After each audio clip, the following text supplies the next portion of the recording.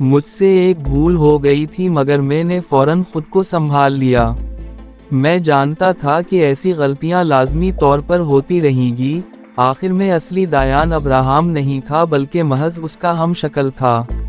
یہ سارا ماحول اور یہ سارے لوگ میرے لیے اجنبی تھے۔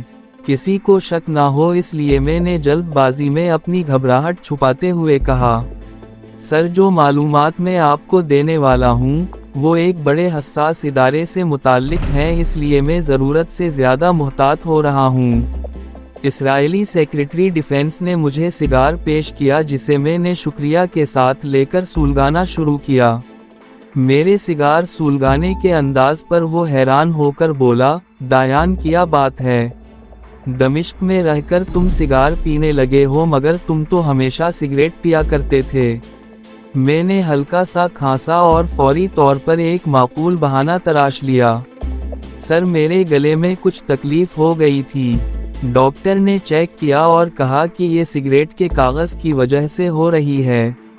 اس نے میرا معمولی سا آپریشن بھی کیا اور مشورہ دیا کہ اگر تمباکو پینا ہے تو سگار استعمال کر لیا کروں۔ سیکریٹری نے بھویں اچکاتے ہوئے کہا، اوہ آئی سی، تبھی تمہاری آواز بھی کچھ بدلی ہوئی لگ رہی ہے۔ خیر ٹھیک ہے، مجھے نمبر 6 کے بارے میں اپنی معلومات سے آگاہ کرو۔ میں نے شامی نیوکلیائی ڈیفنس کے بارے میں نمک مرچ لگا کر کچھ جھوٹی اور من گھڑت معلومات پیش کر دیں۔ ان کا حقیقت سے دور کا بھی واسطہ نہیں تھا اور نہ ہی ہو سکتا تھا، کیونکہ مجھے خود شامی نیوکلیائی ڈیفنس کے بارے میں ذرہ برابر بھی علم نہیں تھا۔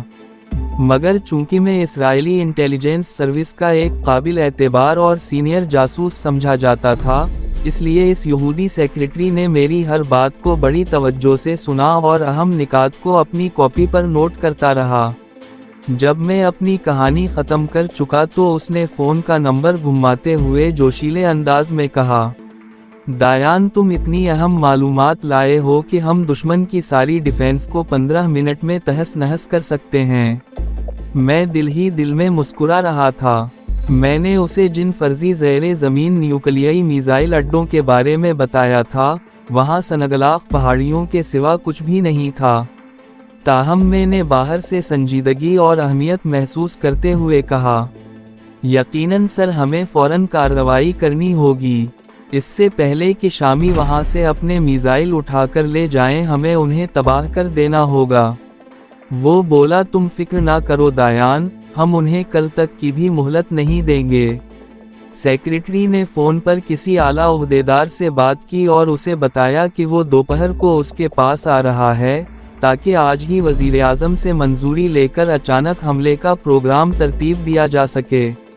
میں فوراً سمجھ گیا کہ میری جھوٹی معلومات پر اسرائیلی ایک بڑا جارحانہ منصوبہ تیار کر رہے ہیں۔ میں نے اسی وقت فیصلہ کر لیا کہ صبح ہونے سے پہلے مجھے شامی سیکریٹ سروس کو خفیہ کوڈ کے ذریعے وائرلیس پر پیغام پہنچانا ہوگا۔ پیغام یہ تھا کہ صحرائی علاقے میں جن جگہوں کو میں نے یہودیوں کو نیوکلیائی ڈیفنس کے فرضی ٹھکانوں کے طور پر بتایا ہے، وہاں جلدی سے گڑھے کھود کر کچھ لوہے کا کاٹ کباڑ اور بارود کے بکسے رکھ دیے جائیں۔ اس کی وجہ یہ تھی کہ جب اسرائیلی طیارے بمباری کریں تو بارود کے دھماکے بھی ہوں اور بعد میں وہاں سے تباہ شدہ لوہے کا سامان بھی بکھرا ہوا ملے، کیونکہ بمباری کے بعد اسرائیلی ایجنٹوں نے تباہی کے اثرات کی تصدیق کے لیے وہاں ضرور جانا تھا۔ میں نے کرسی چھوڑتے ہوئے کہا کہ میں ساری رات کا جاگا ہوا ہوں اور اب گھر جا کر سونا چاہتا ہوں۔ سیکریٹری بھی اٹھ کھڑا ہوا، ضرور، تمہیں آج پورا دن آرام کرنا چاہیے اور میں شام کو خود تمہارے ہاں آؤں گا۔ پھر کلب چلیں گے جہاں سیکریٹری انٹیلیجنس سے بھی ملاقات ہو جائے گی۔ میں نے اسے تمہاری اطلاع کر دی ہے اور اس دوران اس سے مل کر اچانک اٹیک کا پروگرام بھی طے کر لوں گا۔ وزیر اعظم کو کوئی اعتراض نہیں ہوگا، میرا ڈرائیور تمہیں تمہارے گھر تک چھوڑ آئے گا۔ اصلی دایان کی جیب سے اس کی منگیتر کا جو پرانا خط ملا تھا، اس پر اس کے حیفا والے گھر کا مکمل پتہ لکھا ہوا تھا جو مجھے ازبر کرا دیا گیا تھا۔ مجھے یقین تھا کہ ڈرائیور کو بھی پتہ معلوم ہوگا۔ پھر بھی گاڑی میں بیٹھنے کے بعد میں نے عبرانی زبان میں ڈرائیور سے پتہ پوچھا۔ اس نے مجھے وہی سیکٹر اور مکان نمبر بتایا جو خط میں درج تھا۔ گاڑی دایان ابراہام کے مکان کی طرف روانہ ہو گئی اور مجھے یقین تھا کہ چونکہ دایان ایک اونچی سطح کا جاسوس تھا، لہٰذا اس کے گھر میں جاسوسی کے آلات، خاص طور پر کوئی نہ کوئی وائرلیس سیٹ ضرور ہوگا۔ میرا اندازہ بالکل درست نکلا۔ یہودی جاسوس کے مکان کے تہ خانے میں خفیہ پیغام رسانی کا جدید ترین وائرلیس سیٹ موجود تھا۔ مجھے الماری کے ایک دراز سے خفیہ کوڈ کی کاپی بھی مل گئی، مگر مجھے اس کی ضرورت نہیں تھی کیونکہ مجھے اپنے ذاتی خفیہ کوڈ میں دمشق کو پیغام پہنچانا تھا۔ میں نے دایان کی الماری کی تمام فائلیں دیکھ ڈالیں مگر مجھے وہ اہم فائل نہ ملی جسے حاصل کرنے کے لیے مجھے دشمن کے علاقے میں بھیجا گیا تھا۔ یہ تھی سیکرٹ فائل نمبر 2۔ اس فائل میں ان اسرائیلی میزائلوں کے ٹھکانوں کی تفصیل درج تھی جو انہوں نے مسلم عرب ممالک، بالخصوص شام پر گرانے کے لیے نصب کر رکھے تھے۔ میرا پہلا اور سب سے اہم کام یہ تھا کہ دمشق میں اپنی خفیہ ایجنسی کو فوراً خبردار کروں۔ انہیں صحرائی علاقوں میں جن جگہوں کو میں نے اسرائیلیوں کو نیوکلیائی میزائلوں کے ٹھکانوں کے طور پر بتایا تھا، وہاں زمین میں گولہ بارود اور لوہے کا اسکریپ دبانے کی ہدایت دینی تھی۔ چنانچہ میں نے الماری سے دایان کا وائرلیس سیٹ نکالا، آن کیا اور دمشق کی فریکوئنسی ملائی اور تھوڑے تھوڑے وقفے سے خفیہ کوڈ بھیجنا شروع کیا۔ فوری طور پر دوسری طرف سے جواب موصول ہوا اور میں نے دمشق کو تمام حالات کی بریفنگ دے دی۔ جب میرا کام مکمل ہو گیا تو میں نے سیٹ بند کر کے اسے وہیں الماری میں رکھ دیا جہاں سے نکالا تھا۔ اب میں مطمئن تھا کہ اسرائیلی حکومت مجھ پر شک نہیں کر سکے گی۔ اگلے ہی دن اسرائیلی طیاروں نے ٹھیک ان صحرائی ٹھکانوں پر سینکڑوں بم گرائے جو میں نے بتائے تھے۔ شامی حکومت کی ہدایت پر وہاں پہلے ہی گولہ بارود اور ٹوٹے پھوٹے لوہے کے ٹکڑے چھپا دیے گئے تھے۔ بمباری کے نتیجے میں دبایا ہوا بارود زوردار دھماکوں سے پھٹ پڑا اور لوہے کے بیکار ٹکڑے ادھر ادھر بکھر گئے۔ اسرائیلی پائلٹ بمباری کے بعد جو فضائی تصاویر لائے، انہیں دیکھ کر سیکریٹری ڈیفنس اور اسرائیلی وزیر دفاع کے چہرے خوشی سے کھل اٹھے۔ وہ یہ سمجھ رہے تھے کہ یہ اسکریپ شامی میزائلوں کے ٹکڑے ہیں اور انہوں نے شامی میزائلوں کے ٹھکانوں کو مکمل طور پر تباہ کر دیا ہے۔ حالانکہ حقیقت بالکل مختلف تھی۔ اس کامیاب آپریشن کے بعد میری حیثیت مزید بڑھ گئی اور مجھے ترقی بھی دے دی گئی۔ اب میرا اگلا ہدف سیکریٹ فائل نمبر 2 کی تلاش تھی۔ میرے لیے اسرائیلی محکمہ دفاع کے سیکریٹ ڈپارٹمنٹ میں جانا کوئی مشکل کام نہیں تھا۔ مجھے یہ معلوم ہو چکا تھا کہ وہ مطلوبہ فائل، جس میں مسلم عرب شہروں پر گرانے کے لیے نصب کردہ اسرائیلی میزائلوں کو چلانے والے نظام کے خفیہ کوڈز موجود ہیں، ملٹری کے سیکریٹ ڈپارٹمنٹ کے تہ خانے میں ہے، جہاں 24 گھنٹے گارڈ کی ڈیوٹی ہوتی ہے اور ہر 6 گھنٹے بعد گارڈ کی تبدیلی ہوتی ہے۔ میں نے سیکریٹری ڈیفنس سے سیکریٹ فائلیں چیک کرنے کی اجازت طلب کی، اور چونکہ میں روپ بدل کر ان کی سیکریٹ سروس کے ٹاپ ایجنٹ کا کردار ادا کر رہا تھا، اس لیے مجھے فوراً اجازت مل گئی۔ میرا نیا آئی ڈی کارڈ اور خفیہ کمپیوٹر کارڈ پہلے ہی تیار کر دیا گیا تھا۔ میں آسانی سے سینٹرل انٹیلیجنس ڈپارٹمنٹ کے تہ خانے میں پہنچ گیا۔ یہ چاروں طرف سے بند ایک چھوٹا سا کمرہ تھا جہاں کوئی کھڑکی یا روشندان نہیں تھا۔ دیواروں کے ساتھ لوہے کی الماریاں لگی تھیں اور ایک یہودی گارڈ پہرے پر مامور تھا۔ مجھے معلوم تھا کہ مطلوبہ نیلی رنگ کی الماری بائیں جانب کی دیوار کے ساتھ لگی ہوئی ہے۔ گارڈ نے مجھے سلیوٹ کیا کیونکہ وہ میری شکل اور رتبے سے واقف تھا۔ میرے پاس وہ کمپیوٹر کارڈ تھا جسے پنچ کرنے سے الماری کھول جاتی تھی۔ میں نے کارڈ کو الماری کے باہر لگے چھوٹے سے والٹ میں ڈالا اور دبایا تو تالے کے کھولنے کی ہلکی سی آواز سنائی دی۔ اس کے اندر اوپر سے نیچے 3 خانے تھے جن میں فائلیں، آڈیو اور ویڈیو ٹیپیں بھری ہوئی تھیں۔ میں نے کھڑے کھڑے اپنی مطلوبہ فائل کی تلاش شروع کی اور جلد ہی وہ فائل مل گئی، جس پر سیاہ عبرانی الفاظ میں فائل نمبر 2 لکھا تھا۔ میں نے احتیاطاً صرف ایک فائل نکالنے کی بجائے 2-4 مزید فائلیں نکالیں اور میز پر رکھ کر کرسی پر بیٹھ گیا تاکہ ان کا مطالعہ کرنے کا تاثر دوں۔ मेरी जेब में एक माइक्रो कलम वाला हसास कैमरा था जो सिगरेट लाइटर में लगा हुआ था। गार्ड मुझसे 2-3 कदम के फासले पर पत्थर के बुत की तरह पहरा दे रहा था। जब मैंने फाइल नंबर 2 खोली तो मेरी रूह खुश हो गई। उसके अंदर इस्राएली न्यूक्लियाई मिसाइलों के निज़ाम का सारा नक्शा एक पूरे सफ़े की शक्ल में मौजूद था और मुझे इस सफ़े की फ़ोटो उतारनी थी। सफ़ा मेरे सामने खुला था। मैंने एक जेब से सिगार निकाल कर होंठों में दबाया और दूसरी जेब से कैमरे वाला लाइटर निकाल लिया। मैंने ये जाहिर किया जैसे मैं अपने काम में इतना मसरूफ़ हूँ कि सिगार सुलगाना भी भूल गया हूँ। हकीकत ये थी कि मैंने लाइटर में लगे खुफिया बटन को दबा दिया था और उसके अंदर लगे कैमरे की आंख ने मिसाइलों के नक्शे की 6-7 तस्वीरें खींच ली थीं। इसके बाद मैंने सिगार सुलगाकर लाइटर जेब में रखा और फाइल को बंद कर दिया। बाकी फाइलों को भी तरतीब देकर वापस अलमारी में रखकर उसे लॉक कर दिया। मेरा काम ख़त्म हो चुका था। जब मैं तहखाने से बाहर निकलने लगा तो यहूदी गार्ड ने एड़ी पर जोर देकर पाँव फर्श पर मारा और मुझे सल्यूट किया। एक लम्हे को तो मैं डर गया मगर फौरन खुद को संभाला और अकड़कर ऊपर वाले कमरे से होता हुआ ऑफिस की इमारत के बरामदे में आया। मैं जल्दी से जल्दी अपने मकान पर पहुंचकर कैमरे की फिल्म डेवलप करना चाहता था ताकि ये देख सकूं कि नक्शे की तस्वीर सही उतरी हैं या नहीं। मेरी गाड़ी पार्किंग लॉट में खड़ी थी।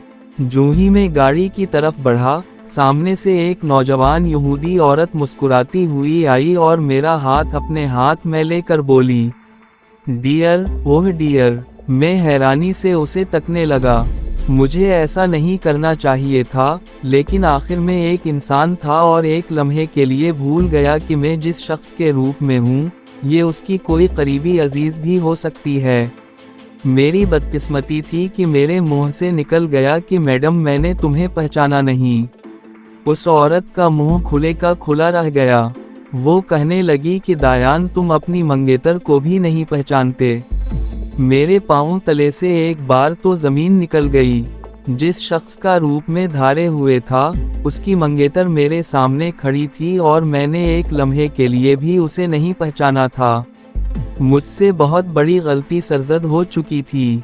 दमिश्क की खुफिया सर्विस ने मुझे इसकी तस्वीर नहीं दिखाई थी और मैं एक पेशावर जासूस भी नहीं था। मैं तो इस्लामी खूत और एक बरादर इस्लामी मुल्क की मोहब्बत में ये सब कुछ कर रहा था। मगर मेरी एक ज़रा सी गलती मुझे सीधा फायरिंग स्क्वाड के सामने खड़ा कर सकती थी। मैंने एक लम्हे के अंदर खुद को संभाला और फिर उसका नाम नादिया मुझे याद आ चुका था।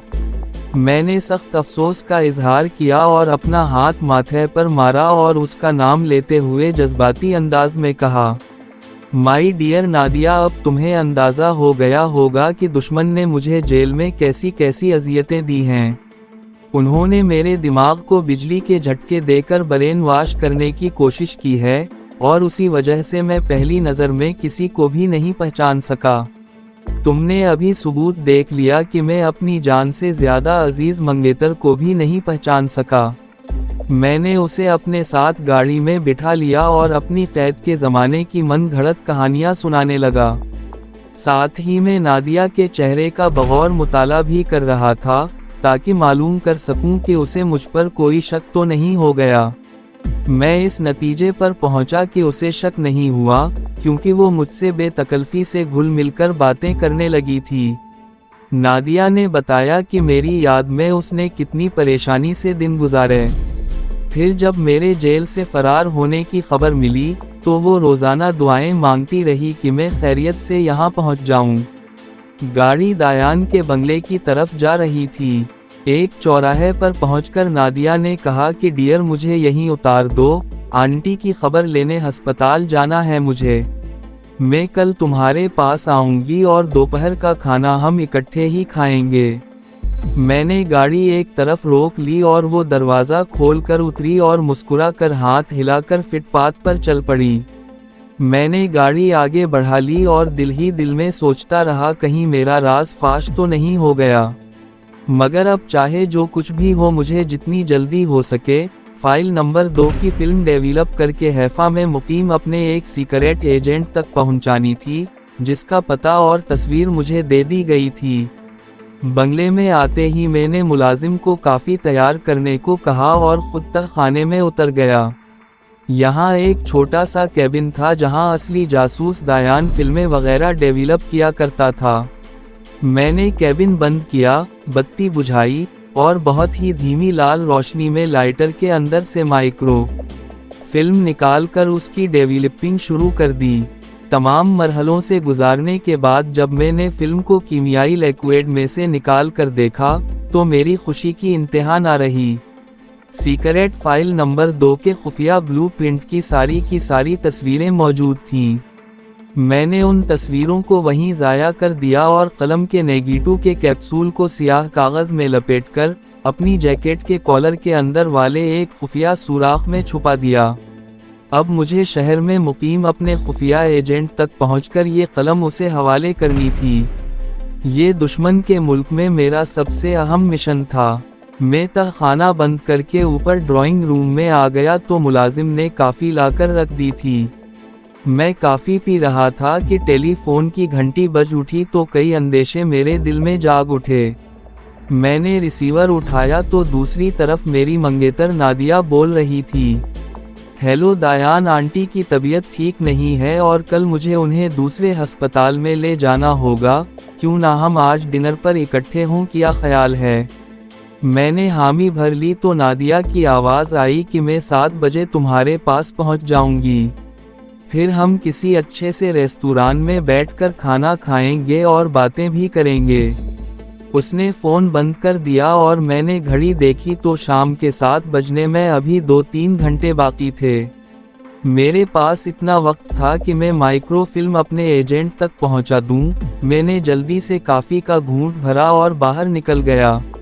अपने एजेंट का एड्रेस खुफिया कोड में मेरी डायरी में लिखा हुआ था और मेरी गाड़ी तेज़ी से शहर की सड़कों पर से गुजरती हुई उस डिपार्टमेंटल स्टोर के चौराहे में पहुंच गई, जिसके बारे में मुझे बताया गया था कि वहां से दाएं जानिब मुड़ना है। मैंने गाड़ी दाएं जानिब मोड़ दी। ये सड़क शहरी गुंजान आबादी की तरफ जाती थी। मैंने जेब से नोटबुक निकालकर एजेंट का पूरा एड्रेस एक बार फिर देखा। थोड़ी देर बाद मेरी गाड़ी एक छोटी सी गली के पास आ गई और मैंने गाड़ी को एक तरफ अंधेरे में पार्क कर दिया। गली में सिर्फ एक ही लैंप जल रहा था, जिसकी वजह से सिर्फ कोने में थोड़ी सी रोशनी थी। बाकी गली अंधेरे में डूबी हुई थी। मुझे बताया गया था कि हमारे एजेंट की इस गली में पुरानी किताबों की दुकान है। मैं गली में पैदल चल पड़ा मगर गली खाली थी। सिर्फ ऊपर मकानों में कहीं कहीं रोशनी हो रही थी और किसी वक्त किसी औरत या बच्चे की आवाज़ सुनाई देती थी। गली में तकरीबन सारी दुकानें बंद थीं। सिर्फ एक दुकान खुली थी जिसके बाहर अबरानी ज़बान में पुरानी किताबें लिखा हुआ था। ये एक बड़ी ही बोसीदा दुकान थी और फर्श पर भी पुरानी किताबों के ढेर लगे थे। एक उधेड़ उम्र का आदमी पुरानी सी मेज़ के पीछे बैठा, टेबल लैंप जलाए किसी खस्ता हाल किताब के और आप बड़ी एहतियात से पलट रहा था। उसका हुलिया यहूदी पादरियों जैसा था, छोटी सी दाढ़ी और सर पर गोल टोपी और आंखों पर नज़र की ऐनक। ऐश ट्रे में पास ही बुझा हुआ सिगार और चाय की खाली प्याली पड़ी थी। मैं दुकान में किताबें देखने लगा तो उसने भी मुझे गाहक समझते हुए कोई तवज्जो ना दी। ये बिल्कुल वही शक्ल थी जिसकी तस्वीर मुझे दमिश्क में दिखाई गई थी। यही वो एजेंट था जिसको मुझे सीक्रेट फाइल की माइक्रो फिल्म देनी थी। उम्मीद है कि आपको हमारी वीडियो पसंद आई होगी। अच्छी लगी तो लाइक और कमेंट करके हमारी हौसला अफजाई करें और अपने दोस्तों के साथ शेयर करें। और नई कहानियों के लिए चैनल को सब्सक्राइब करना ना भूलें।